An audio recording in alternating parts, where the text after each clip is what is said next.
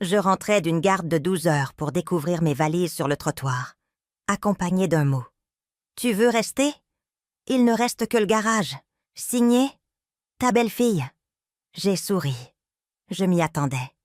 Avant que le taxi n'arrive, j'ai passé un simple appel qui a fait fondre en larmes cette mégère.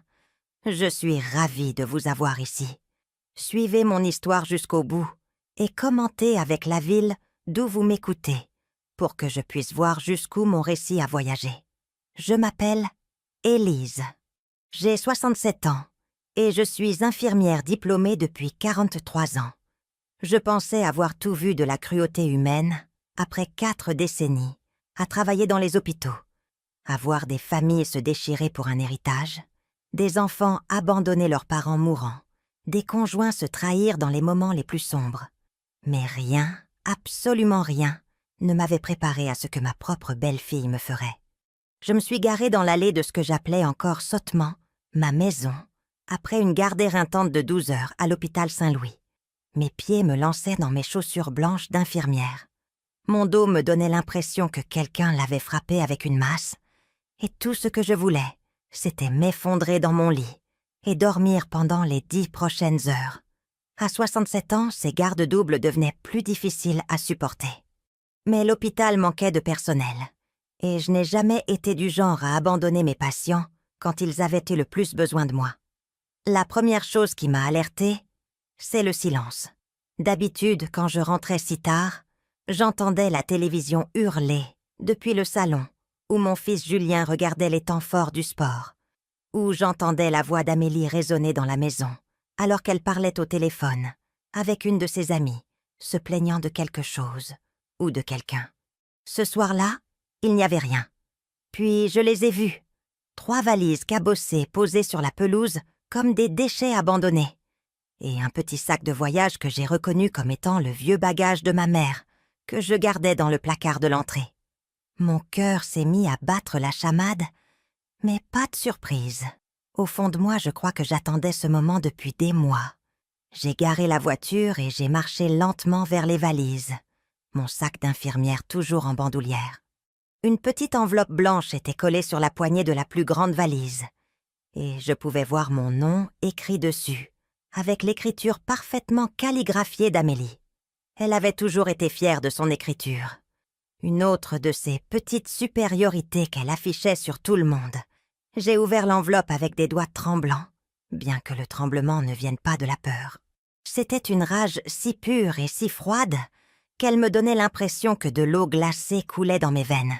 « Élise », commençait la note. Pas de chère, ou même de maman, comme elle m'appelait les premières années de son mariage avec mon fils. Nous avons décidé que cet arrangement ne fonctionne plus. Si tu veux continuer à vivre ici, le garage est disponible. Il est isolé et il y a l'électricité. Nous pensons que ce serait mieux pour tout le monde. Nous discuterons du loyer plus tard. Amélie, j'ai lu la note 2 fois, puis je l'ai pliée soigneusement et l'ai glissée dans ma poche. Pendant un instant, je suis restée là, sur la pelouse, à regarder cette maison que j'avais aidé à payer. Cette maison où j'avais vécu ces 8 dernières années, depuis la mort de mon mari. Cette maison où j'avais cuisiné des milliers de repas, nettoyé d'innombrables dégâts et gardé mes petits-enfants pendant que Julien et Amélie sortaient s'amuser. Le garage. Elle voulait que je vive dans le garage, comme un vieux meuble indésirable qu'il ne se résolvait pas acheter. J'ai pensé à toutes les fois où j'avais pris sur moi quand Amélie faisait ses petites remarques sur ma façon de faire les choses dans la cuisine. Je me suis souvenue du matin de Noël où elle avait déballé la parure de bijoux coûteuses que je lui avais achetée avec mon salaire d'infirmière et avait dit « Oh, Élise, tu n'aurais vraiment pas dû dépenser autant. Nous essayons d'apprendre aux enfants la modestie. » Puis elle avait exhibé le bracelet en diamant que Julien lui avait acheté, qui coûtait 3 fois plus cher.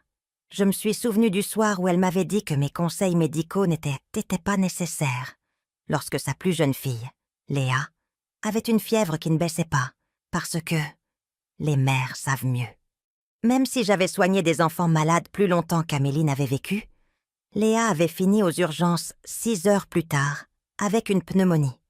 Mais surtout, Je me suis souvenu du dîner du mois dernier, où Amélie m'avait présenté à ses amis du club de lecture comme la mère de Julien qui aide à la maison.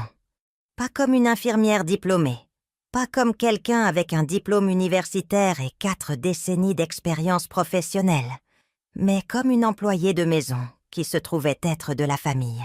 Alors j'ai souri, là, sur la pelouse, avec ma vie emballée dans 3 valises. J'ai vraiment souri parce que pour la première fois depuis des mois, tout était d'une clarté limpide. J'ai sorti mon téléphone portable et j'ai composé un numéro que j'avais programmé des semaines auparavant, lorsque j'avais commencé à soupçonner que ce jour viendrait.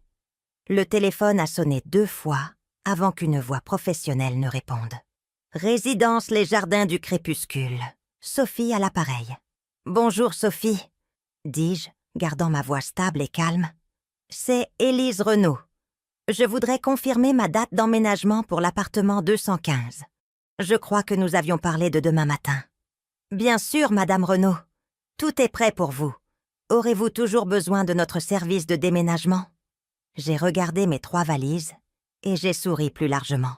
« Non, merci. Je crois que j'ai tout ce dont j'ai besoin ici. » En raccrochant, j'ai vu un rideau bouger à la fenêtre du salon. Amélie regardait, s'attendant probablement à ce que je m'effondre, que je supplie, que je promette d'être une meilleure invitée. Elle planifiait probablement déjà comment elle m'autoriserait gracieusement à rentrer après que j'ai appris ma leçon sur la reconnaissance de leur générosité. Elle n'avait aucune idée que la leçon était sur le point de commencer et que ce n'était pas moi qui allais la recevoir. Le taxi est arrivé 15 minutes plus tard et pendant que le chauffeur chargeait mes valises dans le coffre, j'ai jeté un dernier regard à la maison. Demain, je commencerai à mettre mon plan en action. Ce soir, je dormirai paisiblement pour la première fois depuis des mois, sachant que j'étais enfin libre d'être exactement celle que j'avais toujours été, sous toute cette gratitude forcée et cette fierté ravalée. Amélie pensait qu'elle avait gagné. Elle pensait qu'elle s'était enfin débarrassée de la belle-mère gênante qui la dérangeait et rappelait à tout le monde qu'elle n'était pas la seule femme dans la vie de Julien.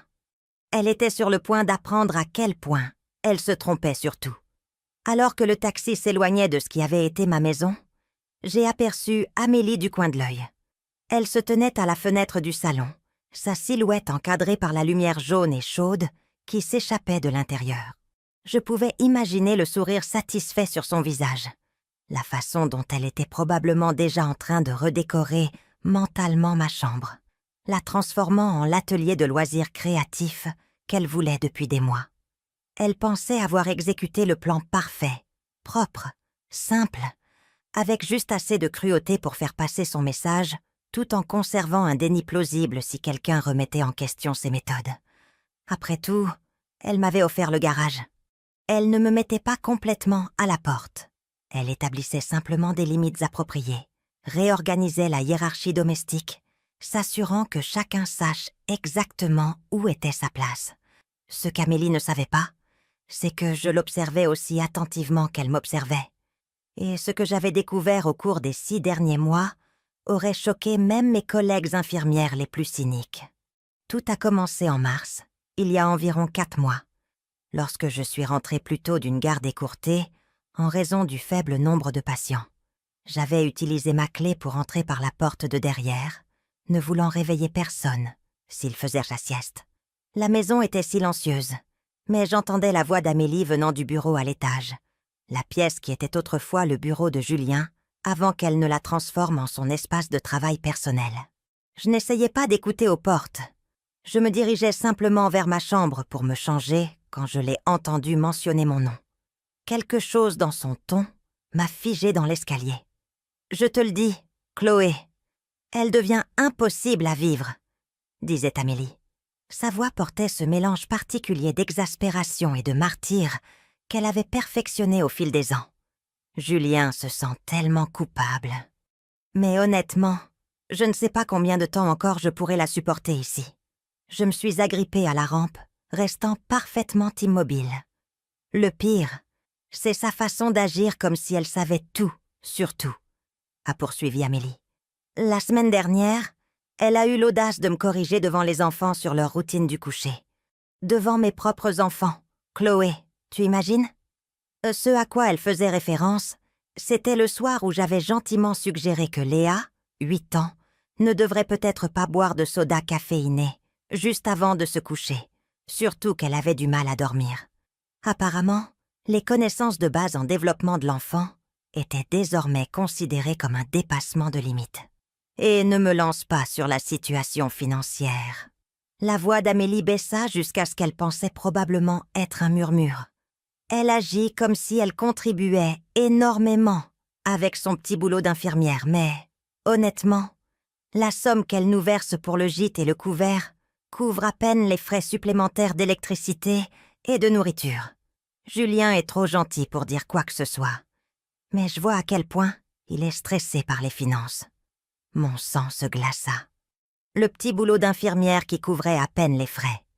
Je versais à Julien et Amélie 750 € par mois pour ma chambre et mes repas, ce qui était plus que juste, étant donné que j'étais de la famille. Mais plus que ça, j'avais couvert les comptes de cantine des enfants quand ils étaient à découvert. J'avais payé les soins dentaires d'urgence de Léa quand son plombage était tombé, et j'avais discrètement réglé la facture d'électricité pendant 3 mois, l'hiver dernier, quand Julien était entre 2 contrats. Mais ce qui s'est passé ensuite est ce qui m'a vraiment ouvert les yeux. Le truc, c'est que, a continué Amélie, je me suis renseignée sur les maisons de retraite. Pas les plus chères, évidemment, mais il y a des établissements publics corrects qui seraient parfaits pour quelqu'un dans sa situation. Les listes d'attente sont longues, mais j'ai une amie qui travaille dans les services sociaux et elle pense pouvoir accélérer le processus. Une maison de retraite. Elle prévoyait de me faire interner. Je sais que ça a l'air dur, dit Amélie. Et je pouvais l'entendre s'installer dans son fauteuil préféré, celui qu'elle avait acheté avec de l'argent, qui, je l'ai appris plus tard, provenait du compte joint auquel je contribuais. Mais honnêtement, Chloé, à son âge, avec ses problèmes de santé, je veux dire, elle a 67 ans et travaille encore ses gardes épuisantes à l'hôpital. Combien de temps avant qu'elle ait un accident? Combien de temps avant qu'elle devienne un vrai fardeau? Des problèmes de santé. J'étais en meilleure forme que la plupart des quinquagénaires. J'avais une tension artérielle parfaite et n'avais pas manqué un seul jour de travail pour maladie depuis plus de 2 ans. Mais j'avais 67 ans, ce qui, dans l'esprit d'Amélie, me mettait apparemment un pied dans la tombe. Julien n'accepterait jamais si je lui en parlais directement, a-t-elle poursuivi. Mais si je commence à planter les bonnes graines, à mentionner de petits incidents ici et là, peut-être même à documenter quelques pertes de mémoire ou problèmes d'équilibre. Elle prévoyait de manipuler mon propre fils pour lui faire croire que j'étais incompétente. C'est à ce moment-là que j'ai décidé de commencer mon propre projet de documentation. Au cours des 4 mois suivants, j'ai commencé à prêter attention à des choses que j'avais auparavant considérées comme des bizarreries ou des défauts de caractère mineurs. J'ai commencé à remarquer des schémas que, avec ma formation médicale, j'aurais probablement dû repérer plus tôt. J'ai remarqué que le diplôme universitaire d'Amélie, qui, selon elle, était en administration des affaires de l'université de la Sorbonne, n'était en fait affiché nulle part dans la maison. Quand j'ai posé la question nonchalamment un jour, elle a prétendu avoir perdu le diplôme lors d'un déménagement des années auparavant et n'avait pas pris la peine d'en obtenir un nouveau. J'ai remarqué que malgré un prétendu diplôme en commerce et des années d'expérience en gestion, Amélie n'avait jamais eu d'emploi pendant les 8 années où je l'avais connue. Julien subvenait entièrement aux besoins de la famille, faisant souvent des heures supplémentaires et acceptant des projets supplémentaires pour joindre les 2 bouts. J'ai remarqué qu'Amélie recevait beaucoup de colis livrés à la maison, des cosmétiques et des vêtements de luxe qu'elle prétendait être des échantillons ou des cadeaux d'amis. Mais j'ai aussi remarqué qu'elle était très prudente quant au moment où elle ouvrait ses colis, toujours quand Julien n'était pas à la maison. Plus important encore, j'ai remarqué qu'Amélie interceptait le courrier depuis des mois, se portant toujours volontaire pour le rentrer, le triant toujours, avant que Julien ne le voie. Un mardi de juillet, je me suis portée volontaire pour récupérer le courrier moi-même. Caché parmi les factures et les publicités habituelles, se trouvait un relevé de carte de crédit adressé à Amélie Renaud. Renaud était mon nom de famille, pas le sien. Elle avait pris le nom de famille du père de Julien, à leur mariage, Laurent. Mais apparemment, elle utilisait le nom de mon défunt mari à des fins financières. Je n'ai pas ouvert l'enveloppe, mais j'ai noté l'adresse de retour et le fait qu'elle existait. Julien n'avait aucune idée que sa femme avait des comptes de crédit dont il ignorait l'existence. Plus j'observais, plus je réalisais qu'Amélie m'isolait systématiquement, non seulement socialement, mais aussi financièrement et émotionnellement. Elle avait monté un dossier contre moi depuis des mois, préparant Julien à mon éventuel retrait du foyer. La note cruelle sur le garage n'était pas un accès de frustration soudain. C'était un coup calculé dans un jeu à plus long terme. Mais Amélie avait commis une erreur cruciale. Elle avait supposé que parce que j'étais calme et arrangeante, j'étais aussi passive et impuissante.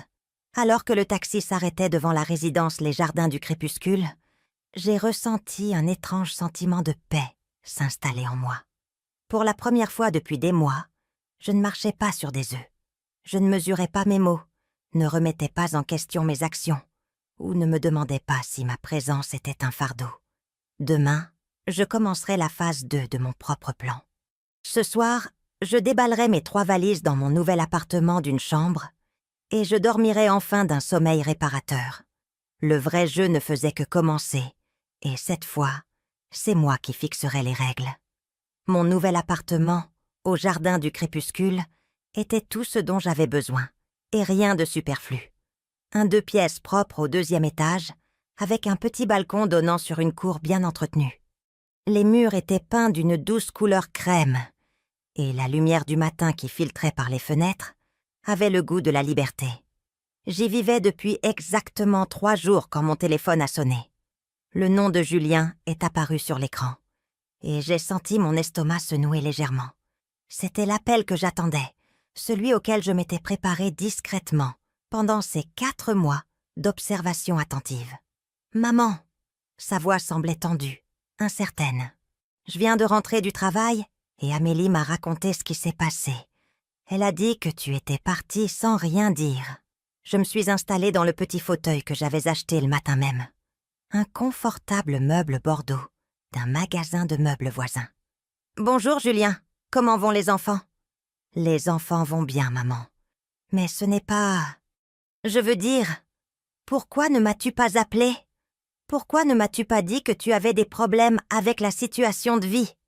J'entendais la voix d'Amélie en arrière-plan, trop lointaine pour distinguer les mots, mais assez proche pour savoir qu'elle le coachait pour cette conversation. « Amélie t'a montré la note qu'elle m'a laissée ?» Il y eut une pause. Elle a dit qu'elle t'avait laissé une note expliquant le nouvel arrangement. Elle a dit que tu semblais contrarié. « Le nouvel arrangement ?» répétai-je lentement. « C'est comme ça qu'elle a appelé ça ?»« Maman, écoute. Je sais que le garage n'est pas idéal, mais c'est temporaire. On essaie d'économiser pour acheter une plus grande maison. Et on s'est dit que si on aménageait le garage en un véritable espace de vie... » Il mentait. Julien n'avait jamais été un bon menteur, même enfant. Sa voix devenait toujours légèrement plus aiguë quand il ne disait pas la vérité. Et il y avait une précipitation dans ses paroles qui me disait qu'il répétait quelque chose, qu'Amélie lui avait soufflé. « Julien, dis-je doucement, quand as-tu regardé notre budget familial pour la dernière fois ?» Une autre pause, plus longue cette fois. « Qu'est-ce que tu veux dire ?»« Je veux dire, sais-tu combien d'argent entre dans la maison chaque mois et où il va ?» J'ai entendu des bruits de pas en arrière-plan. Puis la voix d'Amélie est devenue plus claire. Elle se rapprochait du téléphone.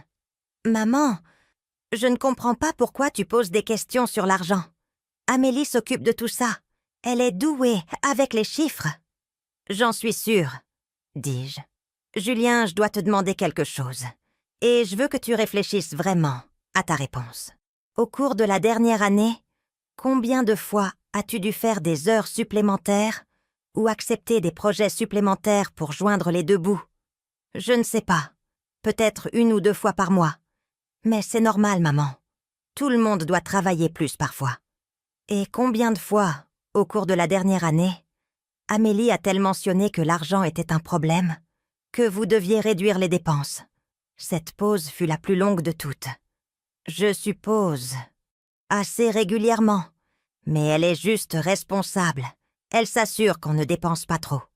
J'ai pris une profonde inspiration. C'est là que je devais être très prudente. Trop d'informations trop rapidement mettraient ma Julien sur la défensive, mais trop peu. Et Amélie aurait le temps de couvrir ses arrières. Julien, je veux que tu fasses quelque chose pour moi. Je veux que tu regardes les relevés de carte de crédit des 6 derniers mois. Tous. Peux-tu faire ça? Pourquoi aurais-je besoin de faire ça? Parce que ta femme te dit que l'argent est un problème tout en dépensant environ 1400 € par mois en cosmétiques, vêtements et soins au spa. Le silence qui a suivi était assourdissant. Je pouvais imaginer Julien debout dans sa cuisine, le téléphone collé à l'oreille, pendant qu'Amélie essayait de lire son expression et de déterminer l'ampleur des dégâts à réparer. « Ce n'est pas... » commença Julien, puis s'arrêta. « Maman, c'est une accusation grave. »« Ce n'est pas une accusation, mon chéri. C'est un fait. J'ai tenu les comptes. » « Tenir les comptes de quoi? » C'était le moment que j'avais préparé. « Julien, savais-tu qu'Amélie a un compte de carte de crédit au nom d'Amélie Renaud? Pas Amélie Laurent, mais Renaud, comme si elle utilisait le nom de ton père. » J'ai entendu ce qui ressemblait à une chaise raclant le sol. « C'est impossible. Nous n'avons pas de compte dont je ne suis pas au courant. »« Ah, vérifie le courrier de la semaine dernière. Cherche tout ce qui vient de Cofidis. Les relevés arrivent généralement vers le 15 de chaque mois. » Plus de silence. Puis j'ai entendu la voix d'Amélie, beaucoup plus claire maintenant, parlant manifestement directement dans le téléphone.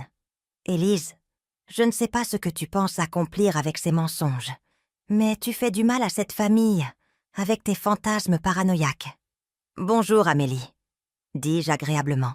« Je vais bien, merci de demander. L'appartement est charmant, très paisible. C'est ridicule, » continua Amélie. « Julien, ne l'écoute pas. Elle fait clairement une sorte de dépression. C'est probablement le stress de trop travailler à son âge. »« En fait, » dis-je, « je voulais te remercier, Amélie. Déménager m'a donné tellement de temps libre. J'ai pu rattraper un peu de lecture. Savais-tu que l'usurpation d'identité, même au sein des familles, est un crime fédéral? J'ai trouvé des articles très intéressants à ce sujet en ligne. » Le silence qui a suivi était différent des pauses précédentes. Celui-ci semblait dangereux, chargé du type d'énergie qui précède une tempête. « Julien !» La voix d'Amélie était maintenant tranchante. « Raccroche le téléphone. Ta mère fait clairement une sorte de crise. » Mais Julien n'a pas raccroché. « Maman, » dit-il lentement, « qu'est-ce que tu es en train de dire exactement? Je dis que tu devrais regarder tes relevés bancaires, tes rapports de crédit et ton courrier très attentivement. Je dis que la femme que tu as épousée te ment sur bien plus que les simples dépenses du ménage. »« Élise, vieille femme rancunière, » commença Amélie. Mais Julien a dû lui faire signe d'arrêter car elle se tut. « Maman, je dois y aller, » dit Julien. « Mais je vais regarder ce que tu dis. C'est tout ce que je demande. Et Julien, les enfants sont les bienvenus pour me rendre visite à tout moment. Je ne suis qu'à 15 minutes et j'ai un canapé-lit très confortable. » Après avoir raccroché, je suis restée assise dans mon appartement silencieux et j'ai attendu. Je savais que dans les prochaines heures, Julien commencerait à examiner des documents financiers qu'il n'avait probablement pas regardés depuis des années. Il trouverait les relevés de cartes de crédit, les comptes de magasins, les services d'abonnement pour des produits de beauté coûteux. Il réaliserait que pendant qu'il travaillait 60 heures par semaine pour maintenir la famille à flot, sa femme dépensait de l'argent qu'il n'avait pas pour des luxes dont elle n'avait pas besoin. Mais plus important encore, il commencerait à comprendre que la femme en qui il avait confiance pour gérer leur foyer le trompait systématiquement depuis des années. Je me suis préparé un dîner simple de soupe et de salade. Puis je me suis installée sur mon petit balcon, avec une tasse de thé. L'air du soir était doux, et j'entendais des enfants jouer dans la cour en bas. Pour la première fois depuis des mois, j'avais l'impression de pouvoir respirer librement. Mon téléphone a vibré avec un SMS d'un numéro inconnu. En l'ouvrant, j'ai vu une photo d'un relevé de carte de crédit avec un solde de plus de 7 500 €. La photo était suivie d'un message. « Trouvez ça dans sa boîte à bijoux. » Il y en a combien d'autres? J'ai souri et j'ai répondu « Ce n'est que le début. Vérifie bien le courrier demain. Et Julien, cherche les conditions d'obtention d'un diplôme en administration des affaires à la Sorbonne. Demande à voir ses relevés de notes. » Les graines du doute avaient été semées. Maintenant, il ne me restait plus qu'à attendre qu'elles germent.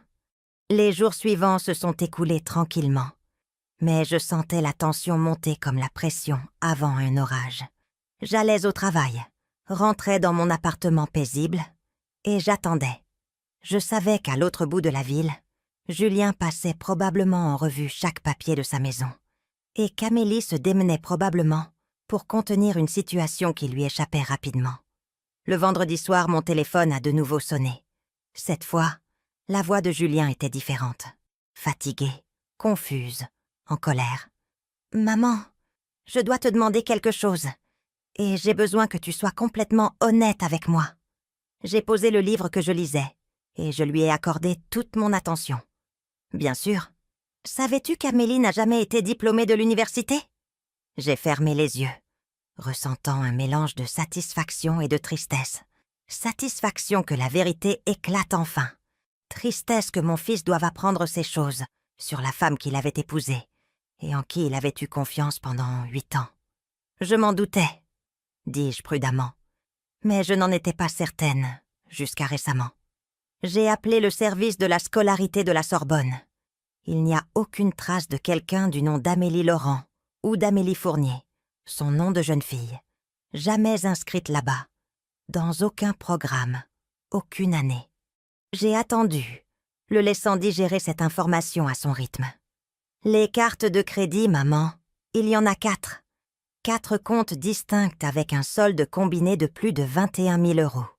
Elle payait les mensualités minimales avec l'argent de notre compte courant, mais elle a indiqué comme profession « consultante en affaires » et a utilisé ton ancienne adresse d'avant la mort de papa comme adresse professionnelle. Oh, Julien! Elle achetait des choses, maman. Des choses chères.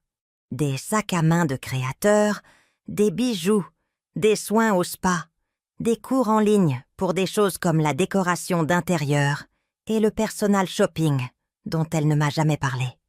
Il y a des frais pour des restaurants où je ne suis jamais allée, des stations-service loin de notre maison ou de tout autre endroit où elle irait, normalement. Je pouvais entendre la douleur dans sa voix. Et malgré tout ce qu'Amélie m'avait fait subir, mon cœur se serrait pour mon fils.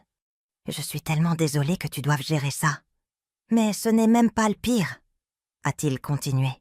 J'ai trouvé des reçus dans sa voiture. Elle voyait quelqu'un, un homme. Des déjeuners réguliers, dans des restaurants chers, des frais d'hôtel, même un week-end au spa qu'elle m'avait dit être une escapade entre filles, avec sa sœur. La liaison émotionnelle. Je l'avais soupçonné, mais je n'avais pas pu le prouver. Amélie était trop prudente avec son téléphone et son ordinateur pour que je trouve des preuves directes. Mais apparemment, elle n'avait pas été aussi prudente pour couvrir ses traces financières. « Julien, qu'est-ce que tu vas faire ?» Il y eut une longue pause. Je ne sais pas. Les enfants.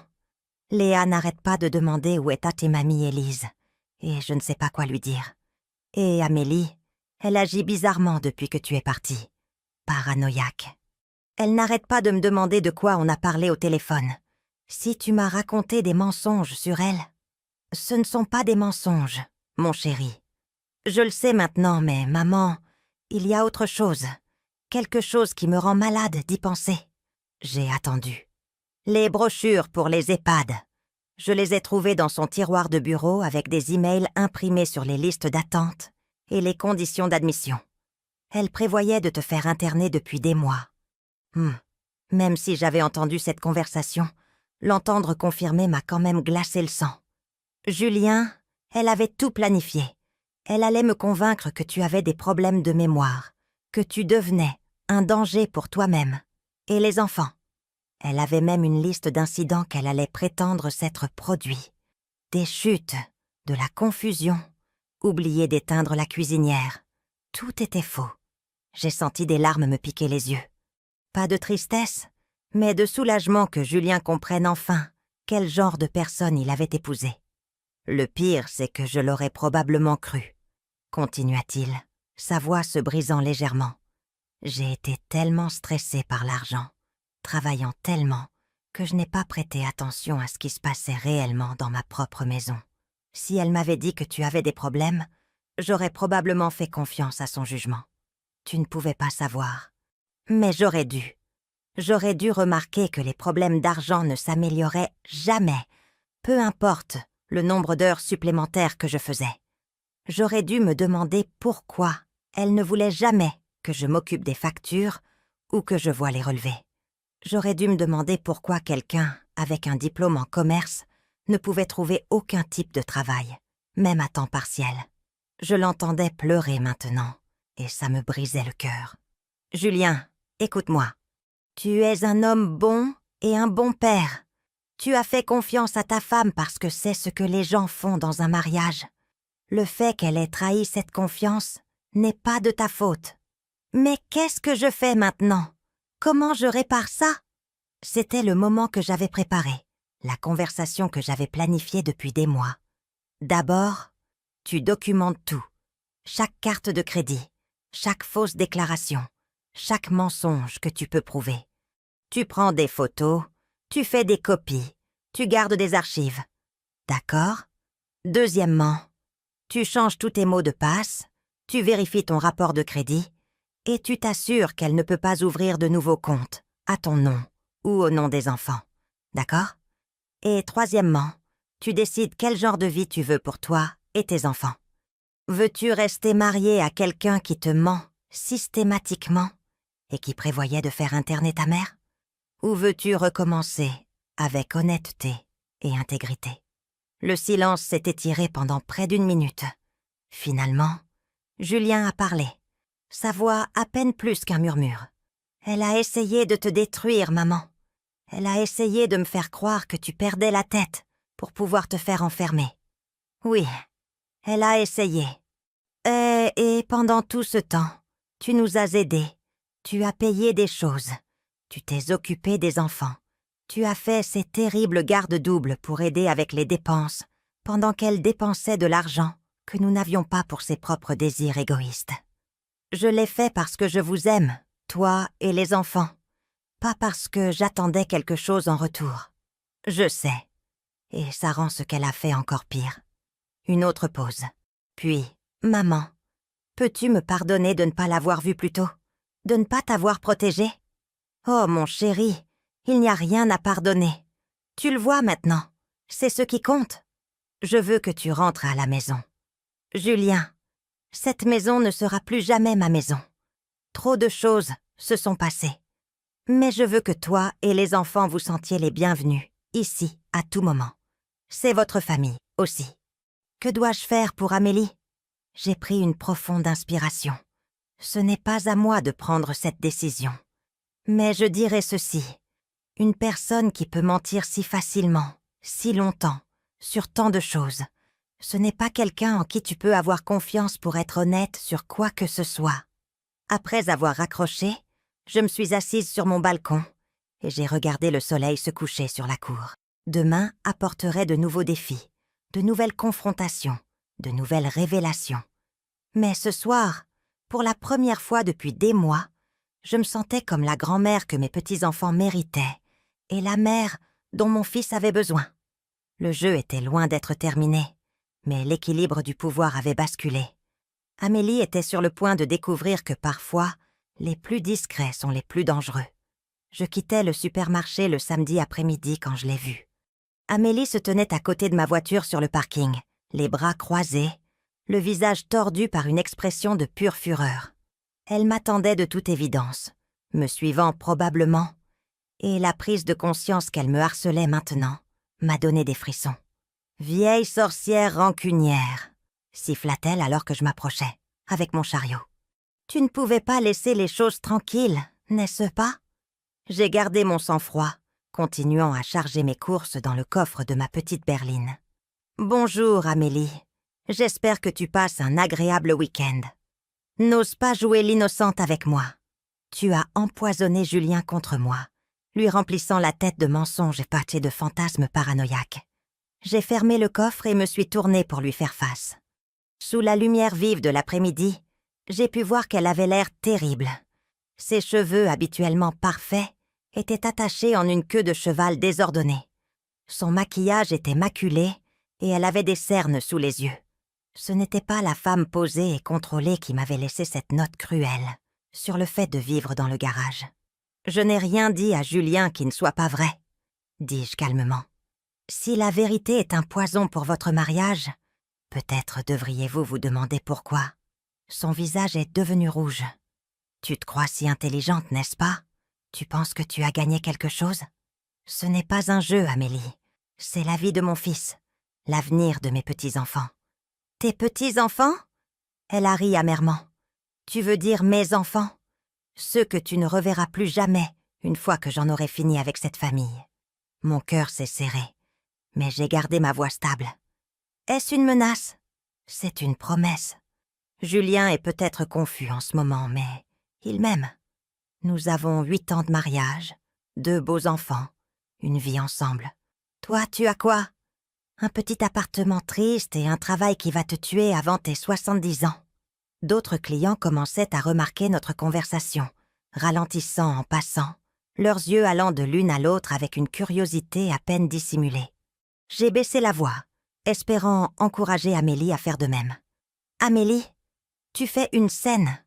Peut-être devrions-nous continuer cette conversation dans un endroit plus privé. »« Oh non !» dit-elle, élevant encore plus la voix. « Je veux que tout le monde entende ça. Je veux qu'il sache quel genre de personne tu es vraiment. Une vieille femme amère qui ne supporte pas de voir son fils heureux. Alors elle invente des mensonges pour détruire son mariage. » Un couple de personnes âgées poussant leur chariot s'est arrêté complètement, nous regardant ouvertement. La femme a murmuré quelque chose à son mari, qui a secoué la tête avec sympathie. « Vous voulez savoir la vérité ?» continua Amélie, sa voix portant à travers le parking. « La vérité, c'est qu'Élise Renaud est une menteuse jalouse et manipulatrice qui essaie de briser notre famille parce qu'elle ne peut pas accepter que Julien m'ait choisi plutôt qu'elle. » Je suis restée silencieuse, attendant. J'en avais assez appris sur Amélie au fil des ans pour savoir que lorsqu'elle était acculée, elle finissait par dire quelque chose qui en révélait plus qu'elle ne le voulait. « Tu penses que ces cartes de crédit prouvent quelque chose ?» a-t-elle poursuivi. J'essayais de surprendre Julien avec un projet d'entreprise. Je suivais des cours, je créais des réseaux, je tissais des liens. Tout ce que j'ai dépensé était un investissement dans l'avenir de notre famille. Quel genre de projet d'entreprise nécessite des séjours à l'hôtel et des restaurants chers? Ai-je demandé tranquillement. Elle a hésité un instant, puis a continué. Des réunions d'affaires, des événements de réseautage. Tu ne comprendrais pas parce que tu n'as jamais eu d'autre ambition que de vider des bassins et de suivre les ordres des médecins. Ça a fait mal, mais je n'ai pas réagi. J'ai juste regardé Amélie continuer à creuser son propre trou. Et le truc de l'université? Et alors si je n'ai pas fini mon diplôme? J'apprenais des compétences du monde réel. Je construisais de vraies relations avec des gens qui réussissent. Un bout de papier ne rend pas quelqu'un éduqué. Mais mentir sur le fait d'avoir ce bout de papier rend quelqu'un de malhonnête. Ai-je répondu. Tout ce que j'ai fait, c'était pour cette famille. A-t-elle crié assez fort pour que les gens dans la rangée de voitures voisines se retournent pour regarder. J'essayais de construire quelque chose de mieux pour nous. Et tu as tout gâché avec ta jalousie mesquine. Et les brochures pour les maisons de retraite? Ai-je demandé. En quoi prévoir de me faire interner construisait quelque chose de mieux pour la famille? Pour la première fois depuis le début de la conversation, Amélie est devenue complètement silencieuse. Sa bouche s'est ouverte et fermée comme un poisson, cherchant de l'air. Elle ne s'attendait clairement pas à ce que je sois au courant de cette partie de son plan. « Ça, c'était juste de la recherche, » balbutia-t-elle. « Au cas où tu aurais un jour besoin de soins, c'était de la planification responsable. De la recherche qui impliquait de fabriquer des incidents qui ne se sont jamais produits. Créer un faux dossier médical pour justifier une procédure d'internement. La couleur a quitté son visage. « Je ne sais pas de quoi tu parles. » « La liste, Amélie, celle que tu as faite des faux épisodes que tu allais prétendre que j'avais eus. Des chutes, de la confusion, un comportement dangereux, tout cela documenté et prêt à être présenté à Julien le moment venu. » Elle a fait un pas en arrière, heurtant la voiture derrière elle. « Tu as fouillé dans mes papiers privés. Tu es entré par effraction chez moi. J'ai vécu dans cette maison pendant 8 ans. J'ai observé des choses. J'ai écouté. J'ai appris. Tu n'en avais pas le droit. J'avais tous les droits de me protéger de quelqu'un qui prévoyait de me faire déclarer mentalement incompétente. Un agent de sécurité se dirigeait vers nous maintenant, probablement alerté par d'autres clients inquiets de la dispute de plus en plus vive. Amélie l'a vu aussi et a essayé de se reprendre, lissant ses cheveux et redressant ses vêtements. « Cette conversation est terminée, » dit-elle, mais sa voix tremblait maintenant. « Reste loin de ma famille, Élise. Reste loin de mon mari et de mes enfants. Ce n'est pas seulement ta famille, » ai-je répondu. « Et si tu essaies de m'empêcher de voir mes petits-enfants, tu découvriras que j'ai plus d'options que tu ne le penses. »« Qu'est-ce que ça veut dire ?» J'ai souri. Le même sourire calme que j'avais arboré la nuit, où j'avais trouvé mes valises sur la pelouse. Ça veut dire qu'une infirmière diplômée, avec 43 ans d'expérience, connaît beaucoup de monde. Des médecins, des travailleurs sociaux, des juges aux affaires familiales, des gens qui comprennent la différence entre une préoccupation légitime pour le bien-être d'un enfant et un contrôle manipulateur. L'agent de sécurité nous a rejoints juste au moment où le sang-froid d'Amélie a finalement cédé complètement. « Tu ne peux pas me faire ça !» a-t-elle crié. « Je ne te laisserai pas détruire tout ce que j'ai construit. »« Madame !» dit doucement l'agent de sécurité. « Je vais devoir vous demander de baisser la voix. » D'autres clients se plaignent. Amélie s'est retournée pour lui faire face, les yeux fous. « Cette femme me harcèle. Elle traque ma famille et répand des mensonges sur moi. » Le garde m'a regardé d'un air interrogateur. Je suis restée calme, ma voix stable. Je chargeais simplement mes courses lorsque cette femme m'a approchée. Je n'ai pas élevé la voix, ni proféré de menaces. Plusieurs autres clients s'étaient rassemblés à distance, écoutant clairement chaque mot. L'une d'eux, une femme plus âgée que je reconnaissais de mon quartier, a hoché la tête lorsque le garde a regardé dans sa direction. « J'ai tout vu », a-t-elle dit. La dame blonde était déjà là quand l'autre est sortie du magasin. Elle criait depuis le début. Le visage d'Amélie est passé du rouge au violet. « Vous ne comprenez pas ce qui se passe vraiment ici. »« Madame !» dit l'agent de sécurité plus fermement. « J'ai besoin que vous vous calmiez, ou je devrais vous demander de quitter les lieux. »« Très bien !» a crié Amélie. « Je m'en vais, mais ce n'est pas fini, Élise. C'est loin d'être fini. » Elle s'est dirigée vers sa voiture en trombe, cherchant ses clés, ses mains tremblant si fort qu'elle les a laissées tomber 2 fois avant de réussir à déverrouiller la porte. Alors qu'elle s'éloignait, je pouvais la voir à travers la lunette arrière, parlant de manière animée sur son téléphone, appelant probablement Julien pour lui donner sa version de ce qui venait de se passer. L'agent de sécurité s'est tourné vers moi. « Vous allez bien, madame ? Avez-vous besoin d'une escorte jusqu'à votre voiture ? C'est très gentil, mais je vais bien. Merci d'avoir géré ça avec tant de professionnalisme. » En rentrant chez moi, j'ai ressenti un étrange mélange d'émotions. Satisfaction qu'Amélie ait montré son vrai visage si publiquement, mais aussi une réelle inquiétude pour ce que cela signifiait pour Julien et les enfants. Une personne qui pouvait perdre le contrôle si complètement, si rapidement, était quelqu'un qui pouvait être capable de presque n'importe quoi lorsqu'elle se sentait acculée.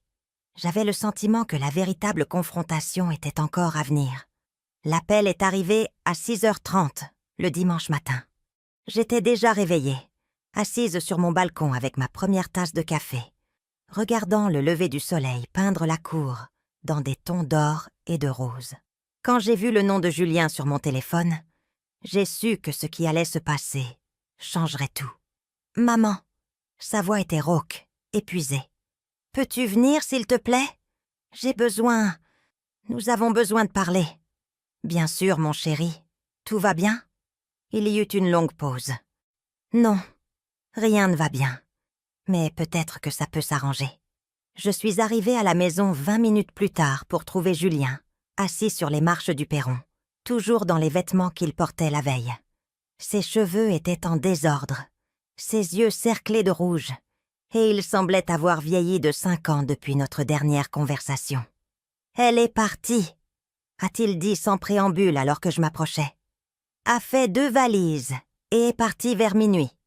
Elle a pris des bijoux, des vêtements et environ 282 € en espèces du fonds d'urgence. » Je me suis assise à côté de lui sur les marches.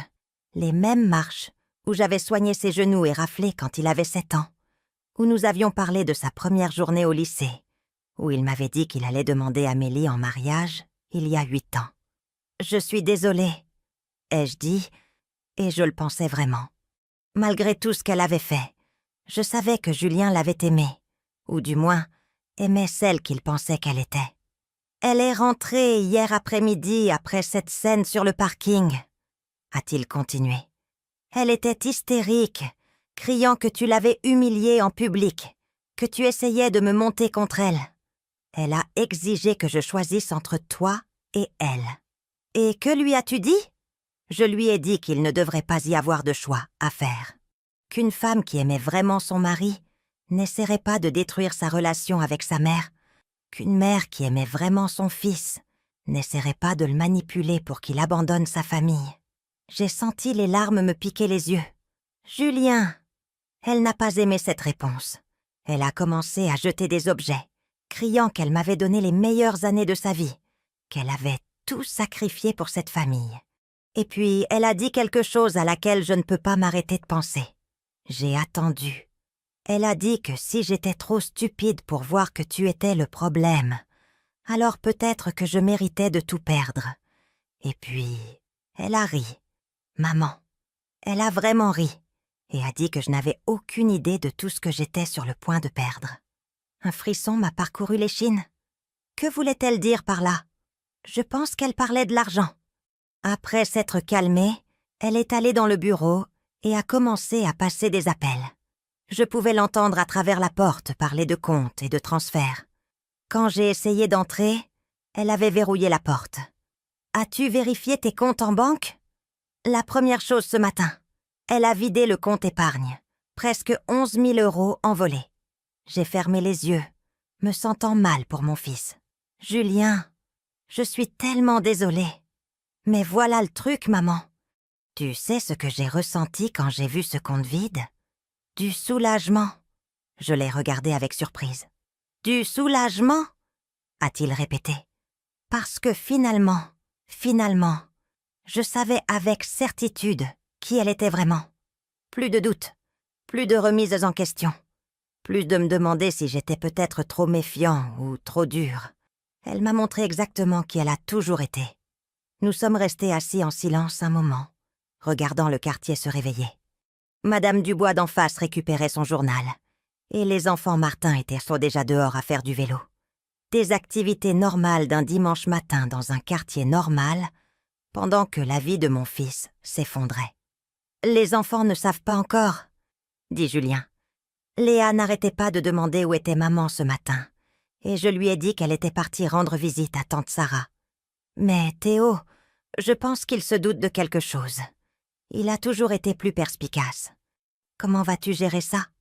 Honnêtement, je ne sais pas. Je n'ai jamais été un parent seul. Je ne sais pas comment expliquer à une enfant de 8 ans que sa mère a choisi l'argent plutôt que sa famille. J'ai tendu la main et j'ai pris la sienne. Tu n'as pas à tout expliquer tout de suite. Les enfants sont plus résilients que nous le pensons. Ce dont ils ont besoin, c'est de stabilité, d'honnêteté, adaptée à leur âge, et de l'assurance qu'ils sont aimés. M'aideras-tu ? Je sais que je n'ai aucun droit de demander après tout ce qui s'est passé, mais... Julien, tu n'as pas à demander. Je suis leur grand-mère, je suis ta mère. Bien sûr que je vais t'aider. Il m'a serré la main. Je dois te dire autre chose. Quelque chose que j'aurais dû dire il y a des années. J'ai attendu. Tu avais raison à son sujet depuis le début, n'est-ce pas ? Tu as vu clair en elle avant nous tous. J'ai soigneusement réfléchi à ma réponse. J'ai vu des signes avant-coureurs, mais j'espérais aussi me tromper. Je voulais que tu sois heureux. Tu as essayé de me prévenir à ta manière discrète. Toutes ces petites remarques sur le fait d'être prudent avec l'argent, de s'assurer que je prêtais attention aux détails. Je pensais que tu étais juste surprotectrice.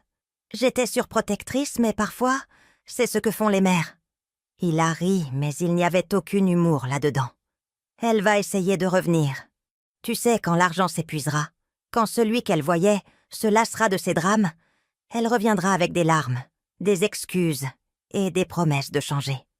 Que feras-tu si elle le fait? Rien. Les serrures sont déjà changées. Je demande le divorce lundi matin et je demande la garde exclusive des enfants. Mon avocat dit qu'avec la fraude financière et l'abandon, j'ai un dossier solide. Tu as déjà parlé à un avocat? Je l'ai appelé hier après qu'elle se soit enfermée dans le bureau. J'y pense depuis plus longtemps que je ne voulais l'admettre. Nous avons été interrompus par le bruit de la porte d'entrée qui s'ouvrait. Léa est apparue en pyjama, les cheveux en bataille, l'air confus et un peu effrayé. « Papa, pourquoi es-tu assis dehors? Est-ce que mamie Élise est là ?» Julien s'est levé et l'a prise dans ses bras. « Bonjour, ma chérie. »« Oui, mamie est venue prendre le petit déjeuner avec nous. » Le visage de Léa s'est illuminé. « Vraiment? On peut faire des crêpes? Celles avec des pépites de chocolat? » « Je pense que c'est une excellente idée, » dis-je en me levant aussi. « Mais nous devrions probablement aller voir ton frère d'abord. Théo dort encore. Il est resté éveillé tard à lire. Léa nous a regardés, Julien et moi. « Est-ce que maman rentre pour le petit déjeuner ?» Julien et moi avons échangé un regard. « Maman va être absente pendant un petit moment, ma chérie. Mais mamie Élise et moi allons très bien nous occuper de toi. » Léa a semblé accepter cette explication, déjà distraite par la promesse de crêpes aux pépites de chocolat. En entrant, elle a glissé sa petite main dans la mienne. « Mamie Élise, tu m'as manqué. La maison était triste quand tu n'étais pas là. » J'ai serré sa main doucement. « Vous m'avez manqué aussi, ma chérie. Mais je suis là maintenant. » Plus tard dans la matinée, après les crêpes, et après que Théo se soit réveillé et ait reçu une explication similaire sur l'absence de sa mère, Julien et moi nous sommes retrouvés seuls dans la cuisine, pendant que les enfants jouaient dans le jardin. « Je te dois des excuses, » a-t-il dit, « pour ne pas avoir vu ce qui se passait, pour ne pas t'avoir protégée, pour l'avoir laissé te traiter comme elle l'a fait. »« Julien, nous en avons déjà parlé. »« Non, maman. Laisse-moi finir. Je te dois plus que des excuses. Je te dois une dette que je ne pourrai jamais rembourser. Elle allait te détruire, et tu t'es sauvé.